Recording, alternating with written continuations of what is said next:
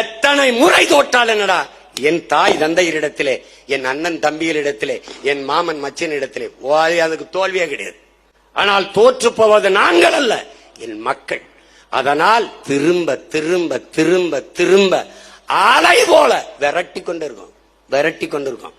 உடன் பிறந்தவர்களே, கரும்பாறையை அலை கரைத்து விடுவது வலிமையால் இல்லை, தன் விடா முயற்சியால் என்பதை நீ புரிந்து கொள்ள வேண்டும். முந்திக் கொண்ட முதல் கல் கோயிலின் படிக்கல்லாகிறது. கடைசி வரை காத்திருந்த கல்தான் கோயிலின் கலசம் ஏறுகிறது. பொறுமை என்கிற மரத்தின் வேர் எப்போதும் கசப்பாக இருக்கும்.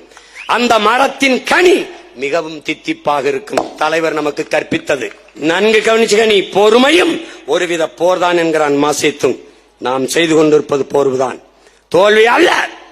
வெற்றியை துரத்தி கொண்டிருக்கிறோம். மிக குறுகிய தூரம்தான், கடலையே தாண்டி விட்டோம், கரைதான் இருக்கிறது. ஒரு கட்சி 6, 7, 8 4 முதன்மை தேர்தல், பல இடைத்தேர்தல், 2 உள்ளாட்சி தேர்தல், இத்தனையும் தோற்று 10வது முறையும் தனித்து 26 போட்டி போடுது என்றால், இந்திய பெருநிலத்திலே உலக அரசியல் வரலாற்றிலே ஒரே ஒரு கட்சி, அது பிரபாகரன் பிள்ளைகளின் கட்சி, அது நாம் தமிழர் என்கிற அரசியல் கட்சி.